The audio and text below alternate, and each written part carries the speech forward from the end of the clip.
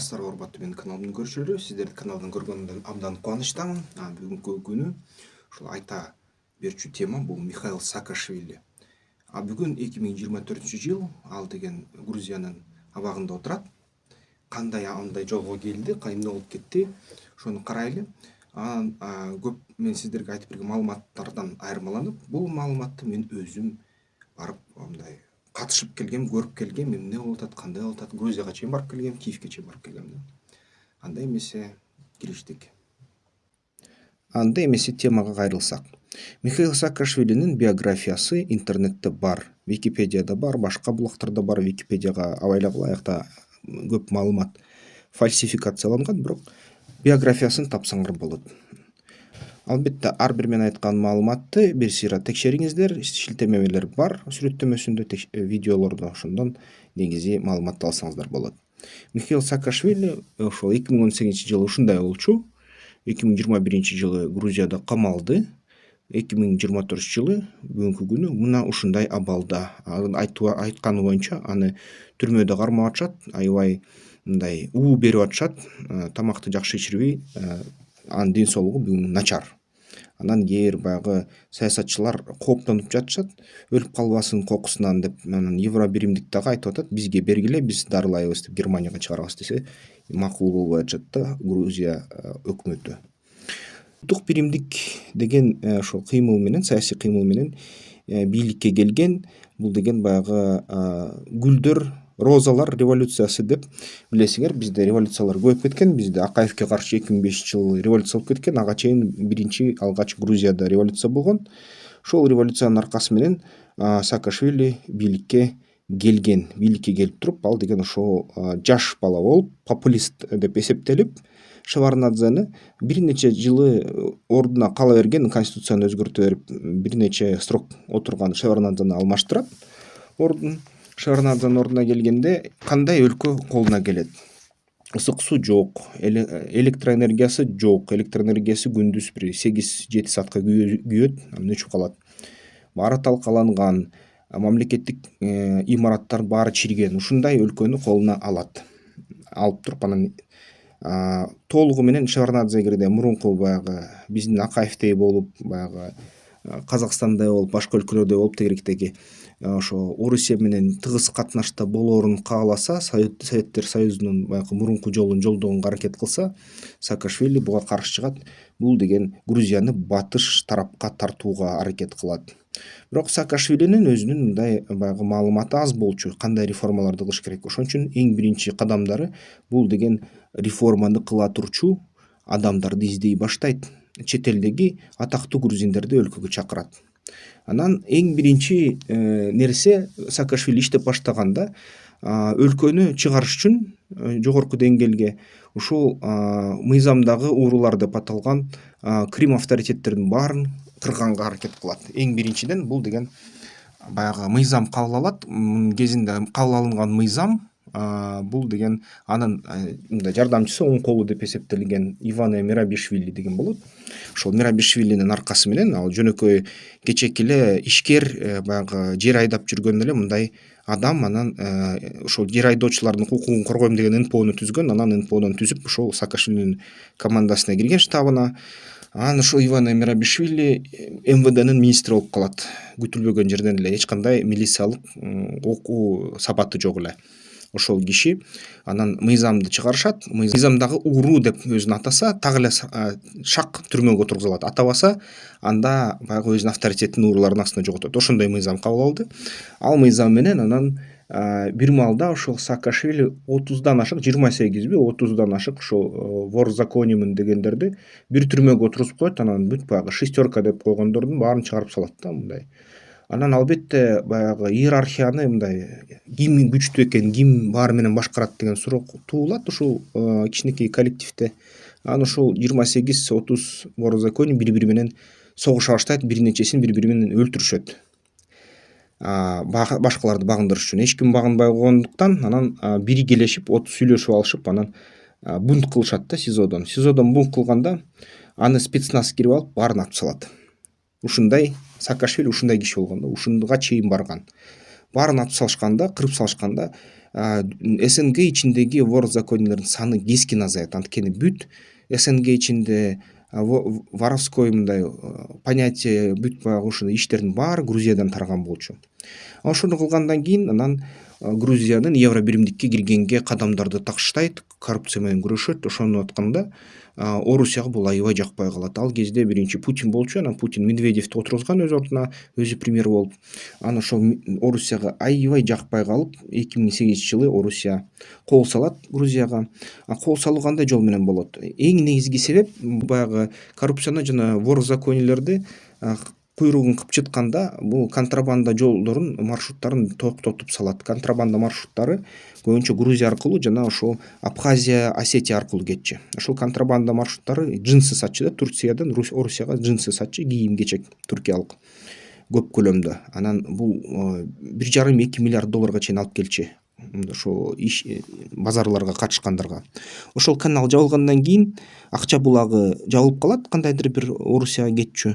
Анан Орусияда мисалы үчүн ошол бийликтери өзү бүт мафияны колго алып, кандайдыр бир карым катнаш түзгөн болчу. Ошондуктан Орусиянын өкмөтү ушуну аябай катуу баягы кызыкчылыктарга каршы чыккандык деп эсептеди. Ошондо Рауль Хаджимба менен Анатолий Багапш деген ошол болушчу, баягы Осетиянын жана ошо Абхазиянын башчылары. Ошолор Орусияга кайрылат. Кайрылганда расмий түрдө Орусия аларга паспорт берет. Орусиянын жараны деген бүт ошол Осетин жана Абхаздарга. Анан алар деген биз Орусиянын жарандарыбыз, бизди коргогула, грузиндер бизди кысып атат деген кайрылуу жөнөткөндөн кийин Саакашвили Абхазия жана Осетия бул Грузиянын бөлүктөрү, автономиялык республикалар, бирок Грузиянын ичинде сактап калышыбыз керек деп. Анан анын ичинен дагы Аджария деген республикага каршы чыгат. Ошол Сакартвелолор менен Грузиянын андык аталышы Сакартвело сүйлөшүп алып, анан биргеликке келет, биргелешет. Ошону менен тынчып калат. Осетия болбой коюшат. Ошондо Саакашвили аскер күчүн алып келип баратканда аларга карама каршы 2008-жылы 8 август күнү, 8-айда Орусиянын жортулуу болот да. Орусия кирип туруп, ошо Гори тарабынан кирип туруп, танктар менен, самолеттор менен Тбилисиге чейин жеткенге аз болуп калат. Ушул Абхазия менен Осетияны бөлүп алат. Абхазия менен Осетия мөңкү күнү автономдук республикалар, толук бөлүнүп алган республикалар болуп бөлүнүп, ичинде ошол Орусиянын жарандарынын саны аябай көп болуп, Орусиянын кармагына өтүп кетет.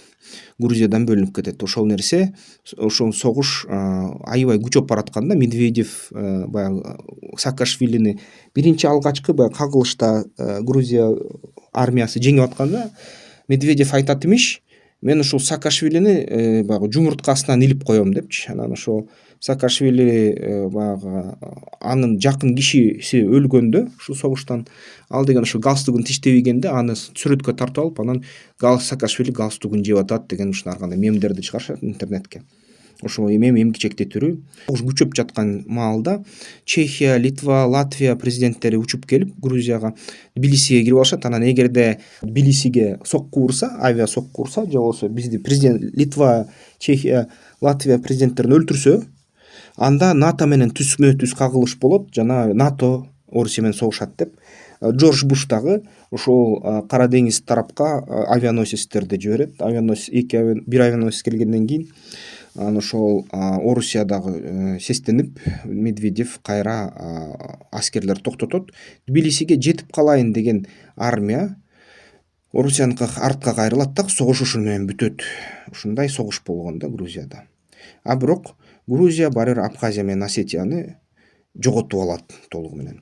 Анан ошого урматына баягы европалык архитекторлор ушундай Батумиде скульптура түзөт. Бул деген баягы Медведев Саакашвилини айтканда жумурткадан илип коем дегенде, ошол жумурткаларды жасады. Үстүнө Грузия кадамдары ушул жумуртканы баскандай деген мааниде, катуу басып алсаң жумурткалар жарылат, катуу баспасаң, акырын бассаң эчтеке жетпей каласың. Анан Грузия баары бир ушундай кандайдыр бир деңгээлге жетти. Жумуртканы басты дагы эч бирөөсүн сындырган жок деген мааниде айтылды да. Ушундай символ. Грузияда акырындап курула башташты. Баягы Америка Штаттары, башка батыш өлкөлөр 4 миллиард доллар инвестиция түзмө түз берди Грузия өкмөтүнө. Ушул мисалы үчүн айырмасын байкасаңар, Грузияга 4 миллиард берди ошондо. Ошол кезге биздин баягы бизге берилген акчанын көлөмү 6 миллиард долларга жетип калган болчу да, ушул гранттардын негизи көлөмү. Грузия болсо ушул 4 миллиардты колдонуп эле аябай гүлдөтө баштады. Ушундай нерселерди сала баштады. Анан ошондо 2011 жылы мен бардым да Грузияга. Ошол кандайдыр бир бизнес саякат болду. Бизнес саякаттын ичинен баягы биздин ишкерлерибиз кошулду. Аны уюштурган Эмиль Үмүталиев байкебиз болгон. Анан анын арасына ошол Жумадыл байке, Шоронун башчысы жана башка ишкерлер, Эрмекс групптун ишкерлери, Эрмек Ниязов жана башкалар ошо кирген болчу, барган болчубуз да. Дагы башка чоң ишкерлер болчу Кыргызстандагы. Анан барып туруп ошо карап келдик. Ошол жерден анан Либерти университетине ошол анын негиздөөчүсү Каха Бендукидзе менен тааныштык. Анын аты реформалар бульдозери. Чынын айтса, Саакашвилинин колунан эчтеке келмек эмес эгерде ушул кишини кезиктирбесе. Саакашвили президент болгондо эң биринчи баягы өзү урматтап жүргөн, аябай көп нерсе угуп жүргөн ошол Каха Автандилович Бендукидзеге кат жазат. Грузияга келбейсизби? Грузияга келип туруп анан кызмат өтөп бербейсизби өлкөгө деп. Каха болсо ошол кезде Орусияда биотехнология жаатында иштеп жүргөн аябай ишкер болот жана окумуштуу болот. Ал окумуштуу дагы экономикага кызыгып, экономика боюнча, илим боюнча ушундай кандайдыр бир жетишкендиктери болот. Ал болсо либертариандык экономист, австриялык экономикалык мектебинин өкүлү. Анан ошол Орусиядагы да либертариандык партиянын негизделишине себепкер. Ошол адам аябай көп сунуштарын берген болчу Орусия өкмөтүнө, бирок Орусия өкмөтү кээ бир сунуштарын кабыл алып, көп сунуштарын кабыл албай койгон. Анан өзү дагы аябай ишкерлиги ийгиликтүү болуп, 1,5 миллиард долларга чейин байлык тапкан. Анан Саакашвилинин катын алгандан кийин ойлонуп туруп, анан баягы пайгамбардын жашынан өттүм, ушул элүүгө жакындап баратам, өз мекениме кызмат кылайын деп, Орусия жарандыкта болсо дагы келип туруп Грузия жарандыгын алат. Саакашвилинин кеңешчиси боюнча калат жана аябай катуу ушул реформаларды жасай баштайт да. Реформаларды жасаганда Грузия эли Кыргыздын элиндей эле постсоветтик эл кандай гана жаңы либертариандык реформаларды мындай сунуштабаса Бендукидзе, аларга каршы бүт эл чыгып каршы, бүт депутаттар чыгып ушундай катуу салгылаш болгон психологиялык, бирок ошол Бендукидзе жеңген да ошол салгылаштардан, ошол ой пикирлерден жеңип туруп, анан көбүнчөсү мындай аябай радикалдуу реформаларды, өтө радикалдуу реформаларды сунуш берген. Анан ага каршы чыккан парламентарийлерге орточо радикалдуу реформаны сунуштаса, алар берки реформадан коркушуп ушуну кабыл алышкан. Ушинтип атып көп реформалар жасады. Мисалы үчүн бир реформасы кандай болгон? Бир күнү Тбилисиде ушул курулуш секторда лицензия алууда аябай чоң коррупция экенин байкап туруп, Батоно Каха, Батоно деген бул байке деген сөздү да, ал деген барып лицензияны жокко чыгардырат. Анан бир күнү ишкерлер келет, лицензия кана деп, лицензиянын кереги жок дейт. Анан лицензиянын ордуна эмне десе, лицензиянын ордуна Евро биримдиктин жана Америка Коңшу Штаттарынын куруу стандарттары кабыл алынды. Эгер ошол стандарттар менен курсаңар, лицензия кереги жок дейт. Анан ишенбей эл жок, лицензия беришиң керек деп, ишкерлер ишенбей өтө мындай аябай начар абалда болушкан. Анткени алар көнүп калышкан, лицензия алат, коррупциялык акча, пара берет, анан пара берип туруп кура берет. Булар болсо жок, пара албайбыз, америкалык стандарттар менен кургула деп салат да. Анан ошого дагы эл нааразы болот, аябай каршы чыгат, бирок акырында көнүп калат. Бүгүнкү күнү Грузияда бирдемке курсаң, стандартты аласың, стандарт боюнча курасың, курууга лицензия кереги жок болчу да, бүгүнкү күнгө чейин. Бүгүнкү күндөр кайра бузулуп атат ушул реформалар, бирок ошол кезде ошондой болчу. Анан экинчи чоң аябай мындай Саакашвилинин оң колу, жана мен айтып кеткендей алдыда, бул Вано Мерабишвили, ички иштер министрлиги министри да. Ушул Вано Мерабишвили аябай чоң жанакындай мыйзамдагы ууруларды жок кылган киши, жана бир нече ушул мыйзамдагы уурулар ар бир Грузиядан ар бир жаранынын өзүнүн туугандашып кетет да, туугандашып кетет ар бир ушул мыйзамдагы ууру. Ошон үчүн бул кишини Грузия кечирген жок, анткени ошол кылмышкерлерди кырган да, кырган, отургузган. Гаилерге келгенде, мисалы үчүн милиция келгенде, бир күндүн ичинде ошо 1,5 миң кишини жумуштан кубалаган. Алардын ордуна жаш балдар, экономист, юристтерди алып, 2-3 ай боюнча америкалык программа боюнча үйрөтүп, полиция болгону.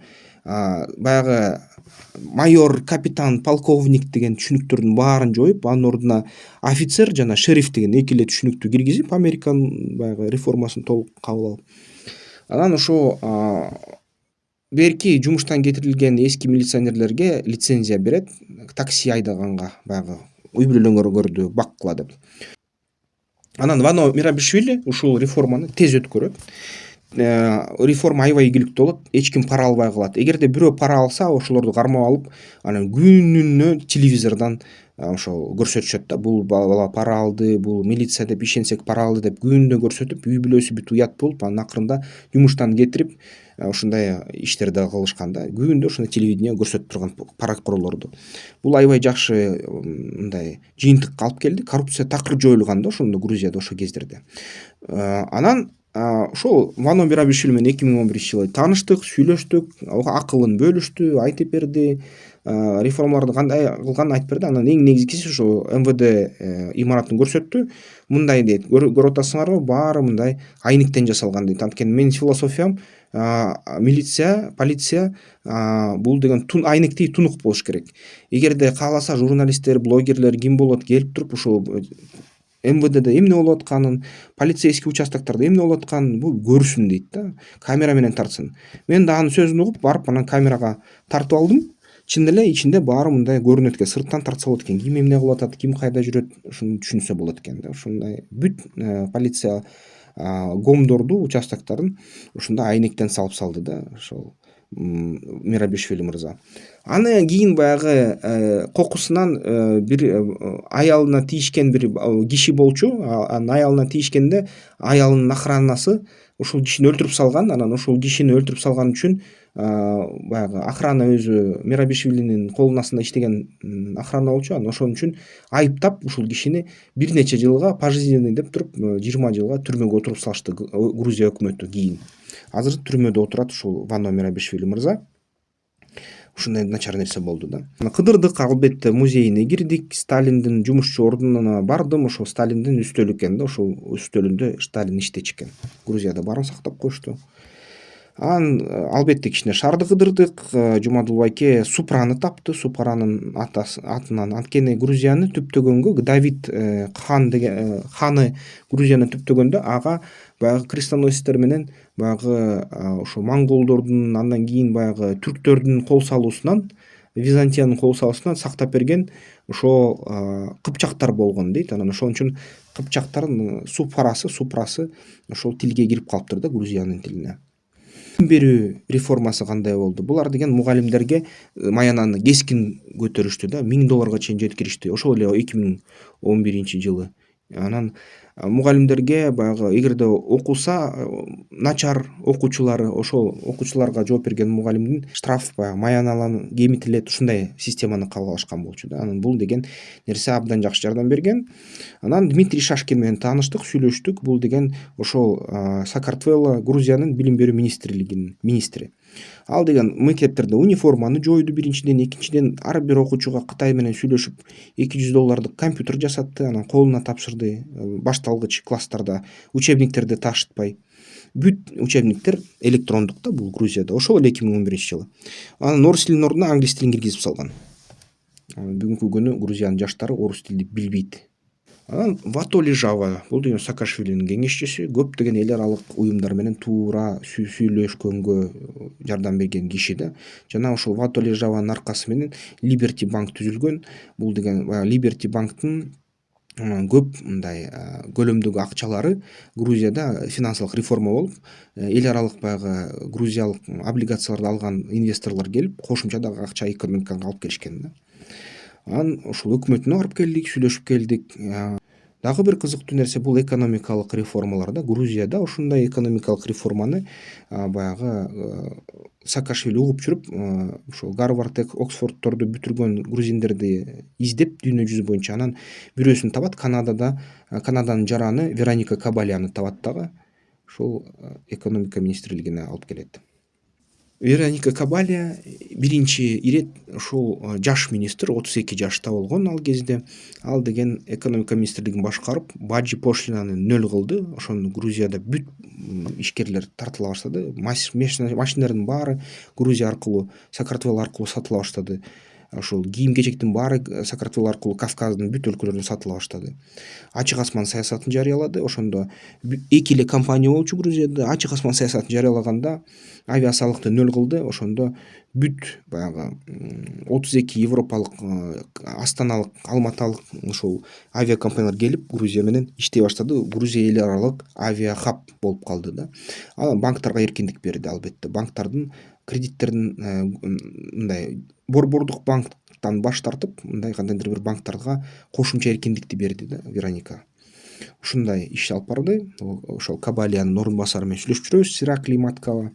Анан негизи ошол Саакашвили бийликке алып келген ишкер болгон.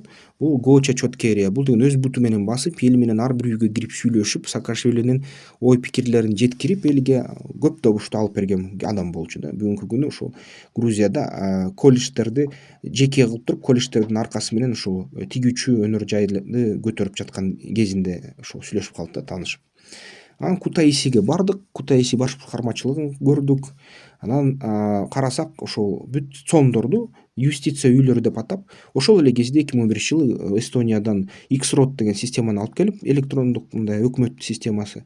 Алар бул баягы адам менен адам сүйлөшсө ортосунда коррупция пайда болот. Ошон үчүн мамлекеттик кызматкер эч качан баягы жарандар менен түзмө-түз мындай сүйлөшпөш керек, кезикпеш керек деп туруп, алар деген толугу менен системаны электрондук кылып салышкан да. Анан ошон үчүн алгачкы жолу ошол Грузияда, СНГде толугу менен ошол электрондук өкмөт цон кишисиз болуп жаралды. Ошондо эле отуруп алып эле сайттардан эле баскалап эле ошентип эле электрондук бүт документтерди жасайсың. Праваны 2 саатта жасайт. Срочный деген эгерде бассаң, ошол ЗАГСтын документтерин бүт мындай электрондук түрдө үйдөн, сайттан же ушундай келип, ушул атайын экрандан жасап салып болот эле да. 2011 жылы эле. Тулпар системасы ошондо мисалы үчүн Батумиде кирген 2007 жылы эле, ошол 2011 жылы текшерип атабыз бияктан. Liberty банкка киргеттик. Liberty банктан ошол 2 миллиард долларга чейин Грузияга алып келишиптир облигациялар аркылуу. Ошондой банктарды ачышкан. Ушул барып атабыз. Анан Жумадыл байке менен баягы президенттин сарайына келдик, хан сарайына. Хан сарайында ошол менин бийлигим тунук, айнектеги тунук болот деп, куполундагы айнектен салышыптыр да, аябай арзан, жөнөкөй кылып. Анан ошол юстиция үйлөрү, цондору ушинтип көрүнөт да. Ошол цондор мамлекетти эл жек көрбөсүн, мамлекетти эл коррупция деп кабыл албасын, ошон үчүн имиджин өзгөртүшүбүз керек деп, мамлекет кызмат өтөөчү жайлар баары ушундай салынды да, аябай сулуу, кооз кылып. Ошо депутаттар менен сүйлөштүк. Саакартвело либертариандык депутаттардын тобу пайда болгондо, алар деген ушундай жакшы мындай ой пикирде экономиканы кантип өнүктүрүш керек, ушул боюнча өзүнүн ойлорун бөлүштү биз менен. Анан негизи ошо чоң ыраазычылык бул деген Александро Панфиловго айтып кетер элем. Ошондо Грузиянын өкмөтү менен жолугушканга жардам берген жана анын жардамчысы Ило Глонтиге айтып кетер элем да. Силерге ысык салам. Ошентип барып анан Батумиге кирип кеттик. Батумиден ошо Аджария өкмөтү менен, Батуми өзү шаар Аджария автономдук республикада турат. Аджария автономдук республика Абхазия, Осетиядай бөлүнүп кетмек, бирок Саакашвили алар менен кандайдыр бир келишим түздү. Келгиле биз гүлдөтөбүз Батумини, Аджарияны. Анан кандай акча келбесин силерге жиберебиз. Ушундай сүйлөштүкпү десе, Аджария өкмөтү макул болгон. Ажарлар кыргыз да, мындай кыпчак кыргыздар карасаң. Анан ошол ажарлар ген пландарын бүт ачыкка чыгарат да. Эгерде 100 номердик отель кура турган болсоң, жерди бекер берет, сууну бекер өткөрүп берет. Ушундай бүт уруксат документтерин бүт өзүлөрү жасап берет да ушундай өкмөт. Ошентип атып Трамп да кирген, ушул Трамп Тауэрду курган. Кыргызстандан көп ишкерлер барып ушул Батумиге инвестиция кылып туруп отельдерин курган да ошол кезде эле. Анан Батумин ген планы. Анан 2014 жылы кеттик биз Грузиядан. 2014 жылы Бидзина Иванишвили келди. Бидзина Иванишвили бул деген Бириккен Орусия деген партия, Единая Россиянын мүчөсү болгон. Ал деген миллиардер, колунда бир нече 5 миллиард долларга чейин капиталы бар болгон, Орусиядан тапкан. Анан Бидзина келип туруп ушул эле тез эле баягы партияны түзөт, грузиялык кыял деген. Ошол партиянын аркасы менен Бидзина ошо жарыялайт: мен ар бир грузинге 2 миллиард долларды таратам деп. 2 миллиард доллардан ошол бир нече миллион грузиндик жарандарга таратсак, бир топ эле акча түшөт деп убадасын берген. Грузиндер негедир ушуну шайлай ийишкен да. Анан Саакашвилинин ордуна шайлай ийишкенде, бул деген Орусиянын толук саясатын киргизе баштады. Баягы эң биринчи жол ошол Вано Мерабишвилини түрмөгө отургуздурду. 2 миллиард доллар эч кимге берген жок. Саакашвилинин куугун тактады. Саакашвилинин командасынын куугун алар кача баштады дүйнө жүзү боюнча. Алар жасаган реформаларды акырындан буза баштады. Анан Грузиянын реформалары өзгөрө баштады да. Грузия тез байып кеткен, тез дүйнөлүк эң мыкты 10 өлкөнүн ичине кирген Саакашвили кезинде. Бидзина ошунун баарын анан кыйрата баштады акырындан.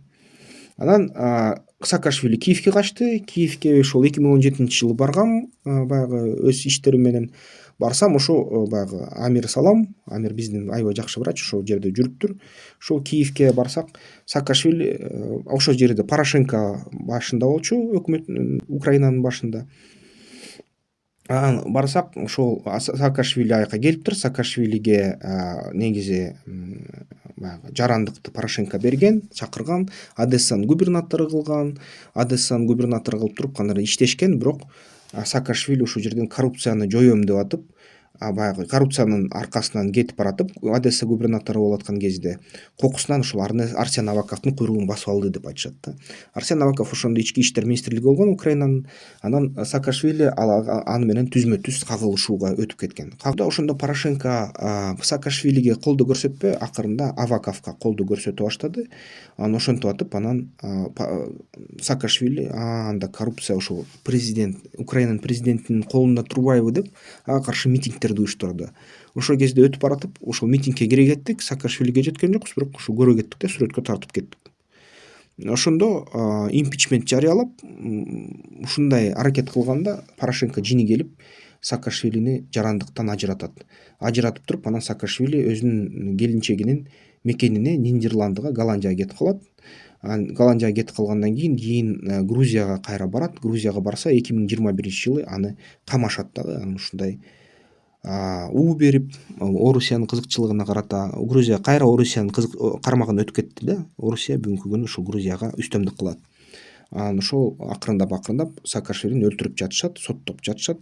Сотко айтканы баягы эле Вано Мерабишвилинин иши да. Баягы ушул Саакашвили президент болгон кезде бир кишилер кокусунан өлтүрүлгөн. Анан ошон үчүн жооп тартышыңар керек деп дагы кошумча кайсы бир айыптарды жаап, ошол азыр түрмөдө кармап жатышат аны.